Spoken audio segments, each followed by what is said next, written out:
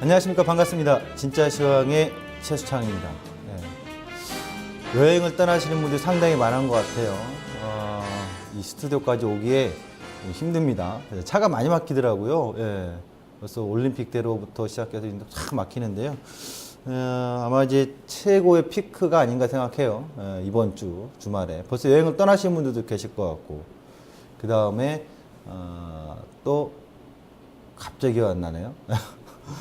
여행 떠나시면서 그래도 이 방송을 보세요. 모바일로도 보실 수 있잖아요. 네. 자, 시작하도록 하겠습니다. 코스피 지수 보도록 하겠습니다. 코스피 지수가 지금 어느 정도 움직입니까? 뭐 아침에 시작할 때 개파락으로 뚝 떨어져 시작해가지고 또 심리적으로 위축이 되신 분들 많이 있으실 것 같아요.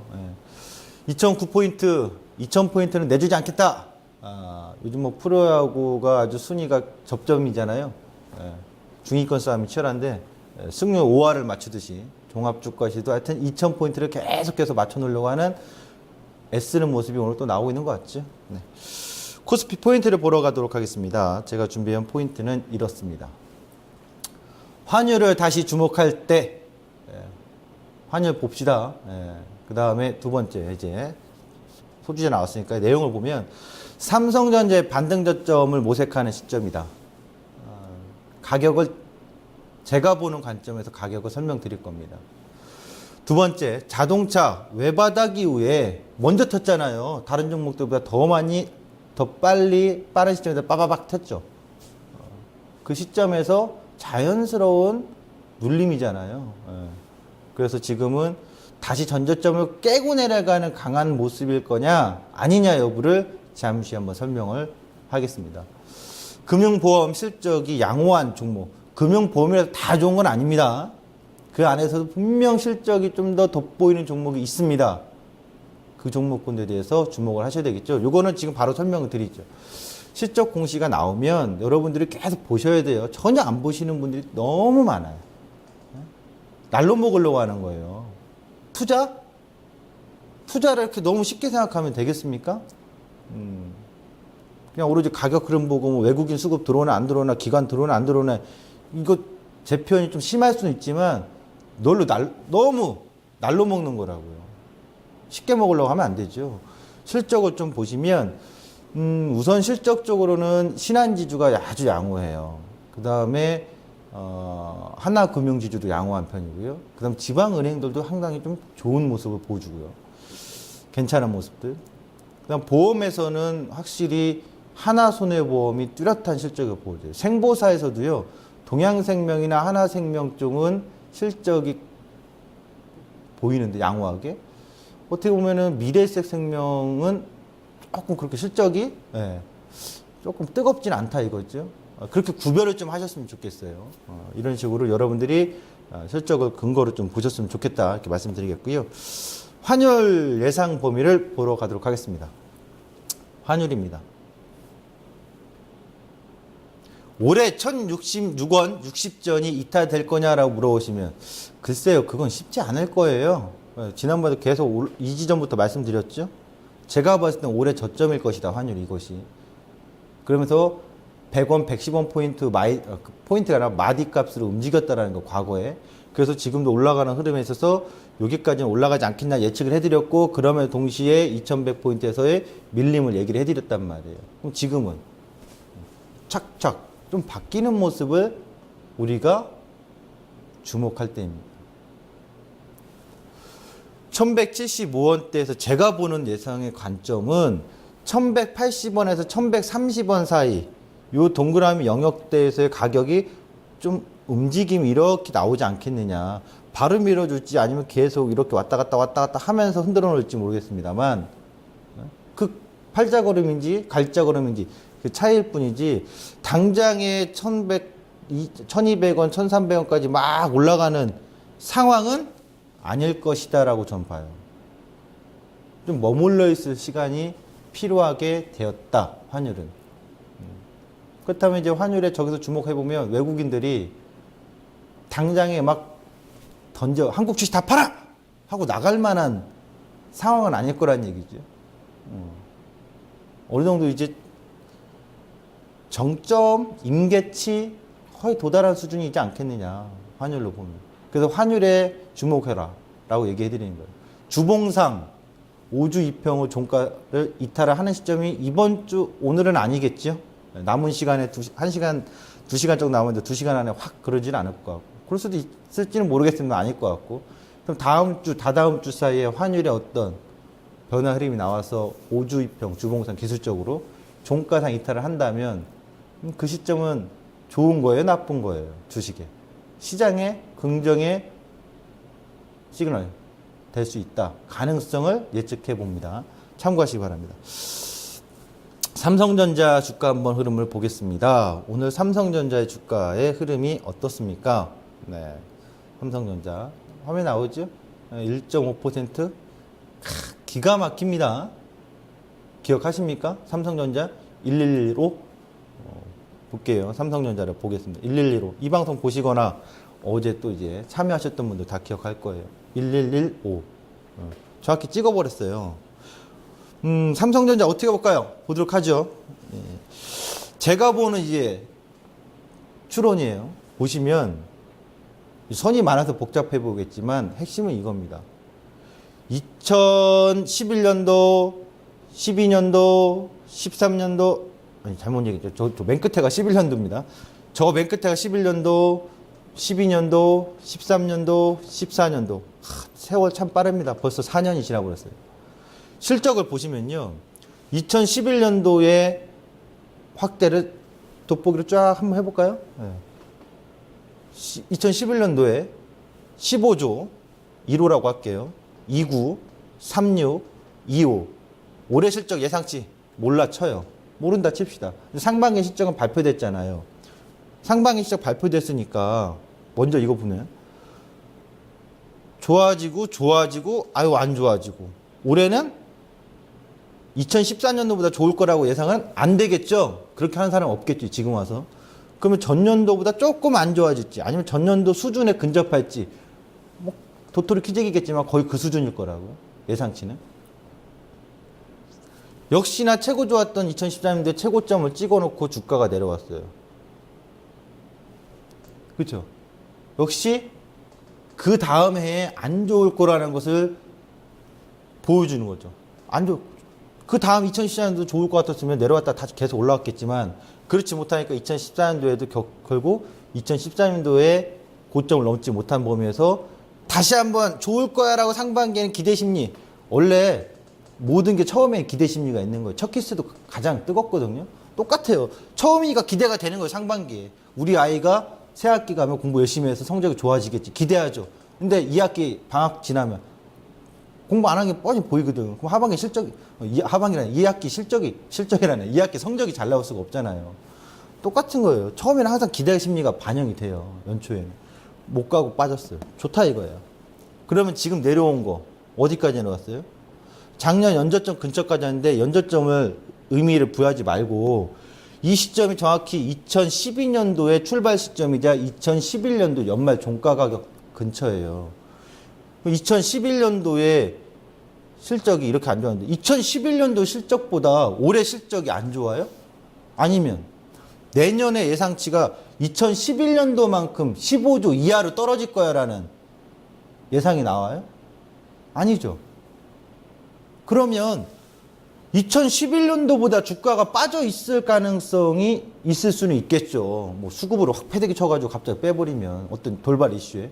하지만 일반적인 우리가 상식을 갖고 있다면, 아니 어떻게 된 게 2011년도보다도 영업이익이 높고, 다만 전년도 대비해서 안 좋고, 전년 대비해서도 좀 부진할까 말까 고민스러운 건 맞겠지만 2011년도보다도 실적은 분명 월등히 앞서 있고 나름대로 선방하고 있는데 주가가 더 떨어진다면,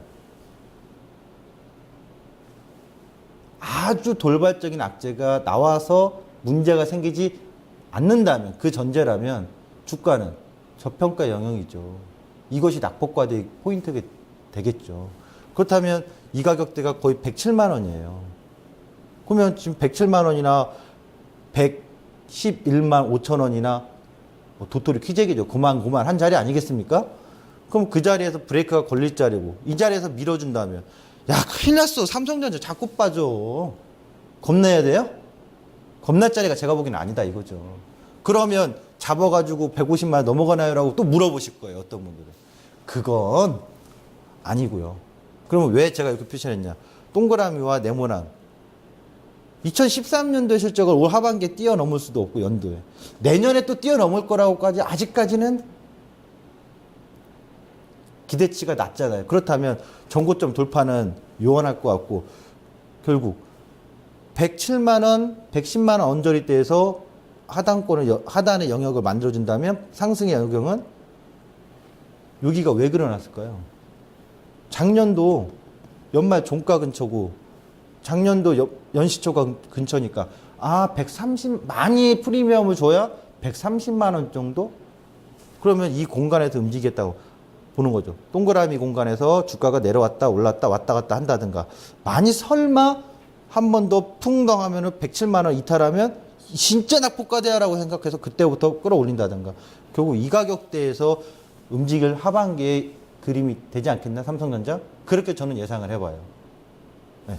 이렇게 삼성전자 보시면 될 것 같습니다. 그리고 차트를 잠깐만 잡아볼게요. 오늘 이 차트를 보시면요. 뭐가 나왔냐면 응애에요가 나온 거예요. 네. 김은국 씨의 아주 응애에요. 네. 잉태형이잖아요. 오늘 종가가 끝나봐야 되겠지만 지금 복모양으로 끝나면 잉태가 돼버린 거잖아요. 앞으로 어떤 변동이 삼성전자에 출현하겠다라는 것을 암시해주고 있는 거죠. 이렇게 참고하시면 좋을 것 같습니다. 그 다음 현대차와 기아차 자동차주들 한번 보겠습니다. 얼마나 움직입니까? 현대차, 기아차 1%씩 빠지고 있습니다. 근데 이런 내용을 좀 참고해 보자고요. 그래 안 좋은 거 알아요. 우리가 계속 그동안에 중국 시장에서 밀렸다라는 자료를 보여드리고 다 했죠. 그럼 지금 시점에서는 계속 그것만 뚫어지게 보고 야 진짜 안 좋네 중국 계속 안 좋은 것만 봐야 되냐 그렇지는 않다는 얘기예요. 냉정하게 살펴보면 나름 선방을 했다 이거예요. 분명. 그러면 이걸 보도록 하죠. 현대 기아차의 판매 추이입니다.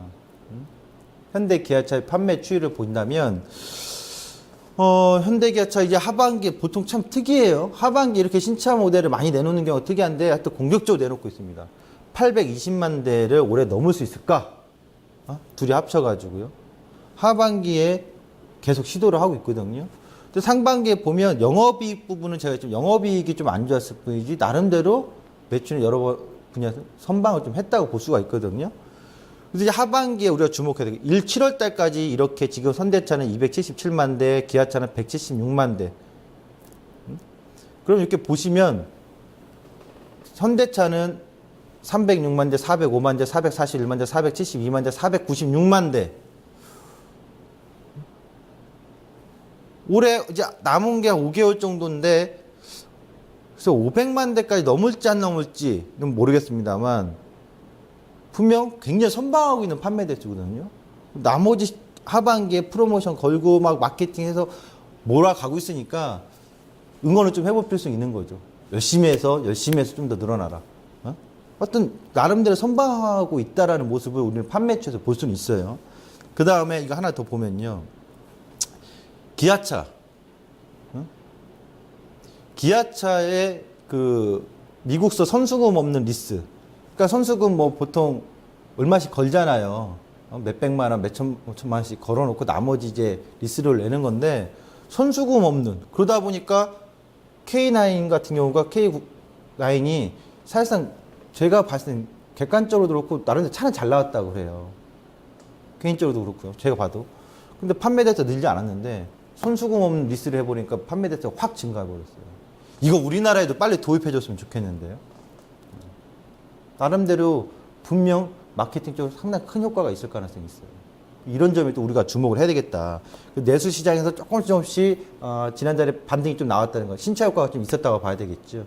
그런 점에 있어서 하반기에는 굉장히 임팩트하지 못해도 나름 신차 효과와 마케팅, 프로모션 이런 것들이 겹쳐서 내수 시장에서도 좀 선전할 가능성이 좀 있어 보이지 않느냐 그런 흐름을 좀 보여주니까 우리가 주목을 해봐야 되겠죠. 기술적으로 하나 좀 보도록 하겠습니다. 현대차랑 기아차. 현대차, 기아차를 보면요. 이렇게 보겠습니다. 현대, 기아. 보여주시죠. 이게 올해 것만 확대해 볼게요. 올해 들어와서 쫙 빠졌잖아요. 기아차부터. 기아차 빠져가지고 뚜두둑 떨어진 상태 거리랑 터진 자리 있었죠. 거래량 터진 자리까지 반등이 나오고 있는 시점입니다. 근데 주가는 시장은 지금 7월에 저점을 깨고 8월에 더 내려와 있는데 7월에 저점이 외바닥이 먼저 나왔죠. 그럼 의미가 있다는 얘기잖아요. 왜? 안 좋은 놈인데 시장이 지금 8월에 7월 저점을 깨고 내려와 있는데 자기 저점 안 깼잖아요. 그럼 의미 있는 저점을 먼저 만들어줬다고 암시를 할 수 있는 거죠. 외바닥 이후에 눌림을 좀 받고 있는 과정. 요새 현대차를 보면 그러니까 43,500원 기아차는 43,500원을 돌파를 하면 팔아야 돼요. 그때는 좀 더 홀딩의 관점 유지해 보는 거죠. 지금은 살살살살 바닥을 만드나 안 만드나 입지를 관점을 보는 거고요. 현대차 보면 현대차 이 거래량 터진 데까지 왔죠. 온 상태에서 지금 어디 눌림 받아요? 또 올라가면 뭐라고 했어요? 올라간 다음에 이 자리 7월 달에 136,000원, 136,500원 눌림 받고 바운딩. 그러니까 지금 외바닥 이후에 쌍바닥을 만들어서 넘어가려면 이제 15만원 넘어가면 이거 쌍바닥 인정이 되는 거죠. 확인이. 지금은 요 고저에서 가둬놓고 가두리에서 왔다 갔다 눈치 보고 있는 포인트가 되는 거죠. 그럼 이 기준점만 본 다음에 삼성전자, 현대차 전체적인 시장에 보일 거라는 얘기입니다. 참고해 주시기 바라고요. 코스닥 보러 가겠습니다. 코스닥의 지수가 오늘은 어떻습니까? 사실 코스닥 지수는 오늘 748.68포인트 소폭 올라가고 있습니다. 개파라고 해서 올라가는데 코스닥 지수보다는요. 코스닥의 오늘 포인트 이겁니다. 여러분들도 이렇게 하셨으면 좋겠어요. 코스닥은 지수 자체 이제 신경 크게 쓰지 마요. 지난번에 상승 세경일 때만 제가 신경 쓰라고 했던 거고 지금은 크게 그렇게 신경 쓸 거 없어요. 제가 봤을 때. 코스닥이 갑자기 빠지면 그런가 봐. 그러시면 되고요. 네? 지수보다는 종목에 자꾸 체크. 사실과 상상 사이. 사실은 팩트입니다. 있는 사실. 코스닥에서 사실관계를 뚜렷해야 돼요. 상상은 뭐냐? 성장성이라고 우리가 항상 얘기하는 거. 기대 가치. 사실은 팩트, 실적인 거고요. 실적이나 또는 공시에 나온 어떤 내용들인 거고요. 아니면 또 기사화가 돼서 어떤 내용들이 나오는 것들. 상상은 이럴 거야. 뭐가 나왔어. 이런 거거든요. 지금 제가 딱 두 종목 갖고 나왔는데요. 제 말이 무조건 맞다, 이걸 틀리다가 얘기가 하는 게 아니에요. 여러분들도 구별을 해서 한번 참고해 보시기 바라요. 동성화인텍하고 보타바이오 보도록 하겠습니다. 동성화인텍 주가 얼마였죠? 오늘 6,060원. 같이 보여주시죠. 보타바이오는 한 얼마 움직입니까? 네, 8,870원. 이거 보기 전에 이거 보도록 하죠. 바로 보죠. 동성화인텍 보여주겠습니다. 보여주시죠. 동성화인텍 작년부터 주가 쫙 빠지죠. 죽겠죠. 힘들죠. 주주분들 힘드실 거라고요. 그런데 말입니다. 저 내용을 잠깐만 살펴보시면 뭘 얘기하는 거냐면 제가 실적을 보시면 2010년도, 11년도 안 좋았어. 역시 11년도 주가가 올라갔다 확 빠져버렸어요. 2012년도에 155억. 적자 났는데 흑자 나서 턴어라운드를 했어요. 2013년도에 205억. 오, 좋아. 2014년도에 255억 영업이익. 좋아. 매출도 증가. 근데 갑자기 빠졌어요. 이때부터. 그럼 실적이 안 좋냐? 뭐 상반기 실적을 이제 2분기 실적을 내놔야 되는데 아직 안 내는 걸로 알고 있거든요. 2분기 실적 확인해 보면 알겠죠. 좀 안 좋다 해서 그럼 빠졌다 쳐. 그래도 이게 주가가 지금 이렇게 빠졌다면 2012년도 연말 종가가 155억인데 올해 그 이상만큼만 나와준다면 이거 과매도 영역이잖아요. 실적 기반으로. 단 특별한 변수에 의한 향후 실적 악화 발생이 아니라면 굉장히 수상한 저평가 과매도 영역이죠. 실적 기반하면 평가 가치가 절하되어 있는 거죠. 본행제잖아요. 본행제 뭐 아무나 만듭니까? 선박회사나 이거 만든 회사들은 흥망성쇠할 수 있어요. 망할 수 있어요. 네? 바뀔 수 있어요. 그러나 본행제라는 이 기술을 갖고서 1985년도부터 이어온 이 회사는 기술력이 탄탄하거든요. 그러니까 지금 이거 빠진 건 어떤 그 업황이나 전반적으로 조선업 관련된 기업들이 우주수 싹 빠지니까 다 공포적으로 떨어진 건 맞는데 나름대로 실적이나 사업의 성과를 계속 체크해 보시면 실적 공시를 보면 과매도 영역으로 제 눈에는 보여요. 그런 의구심이 좀 든다. 그럼 다음 종목 볼게요. 이 종목을 보면요. 예? 주가 이쁘죠. 뷰티풀한 거 아니에요? 이쁘잖아요. 누가 봐도. 그럼 막 차트 조회하고 종목 공부하는 사람들은 이 종목 찾는다고요. 보타봐요. 저거는 아까 봤던 동성화이텍은 지금 조선업황이 안 좋아요. 조선 관련주 다 안 좋아요. 매도예요. 반등시. 다 그러겠죠. 이 종목은 살아 있습니다. 지금 바이오가 대세 아닙니까? 기술적으로는 상승 추세 굿. 그러나 사실적 내용의 실적은 합리적 의심의 궁금증을 유발하게 합니다. 무슨 내용이냐 보도록 하죠. 이겁니다. 2010년도, 11년도, 12년도, 13년도, 14년도 매출액 69억, 88억, 92억, 77억, 67억. 영업이익 5년 내내 적자. 당기순이익 5년 내내 적자.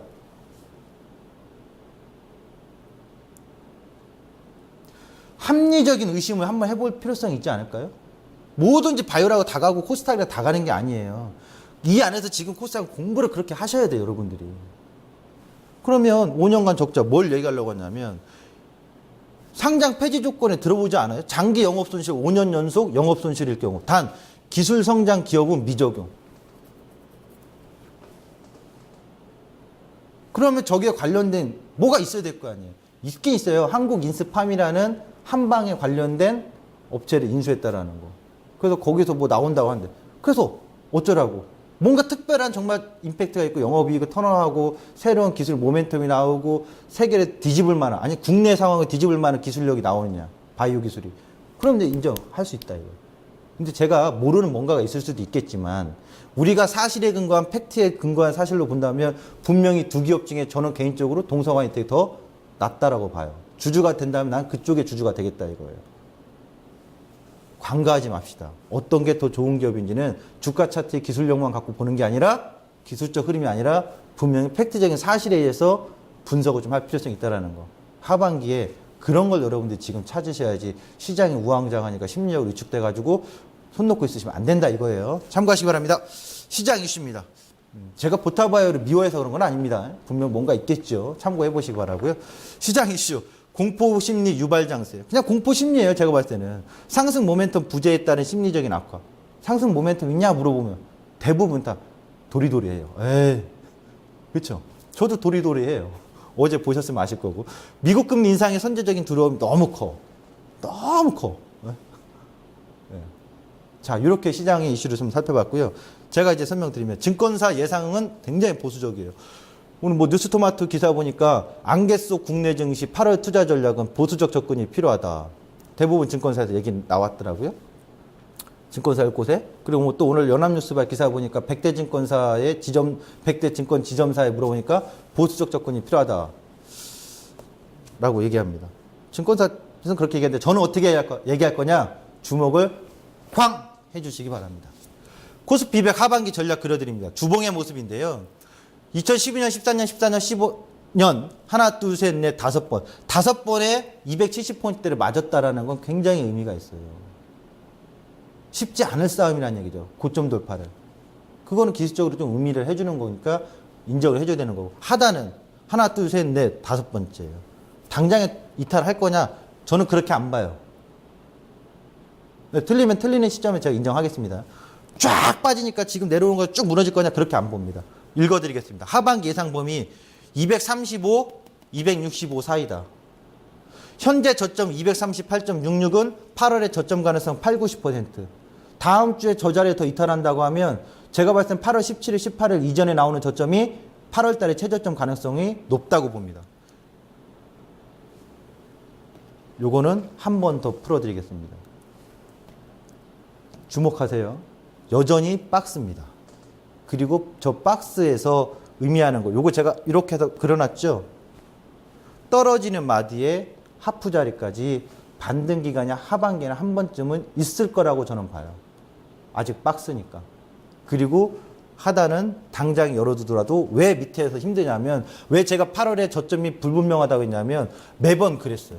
매번 저점인 듯 했는데 한번 뺐다가 들어올리고, 매번 저점인 것 같은데 한번 뺐다가 올리고, 매번 저점인 것 같은데 한번 뺐다가 올리고, 저점인 것 같은데 뺐다가 올리고. 이번에도 그런 괴롭힘을 보여주지 않겠느냐. 그래서 저점은 불분명하지만 반등의 목표값은 247.36 정확히 기억하시기 바랍니다. 지금까지 최수창이었습니다. 감사합니다.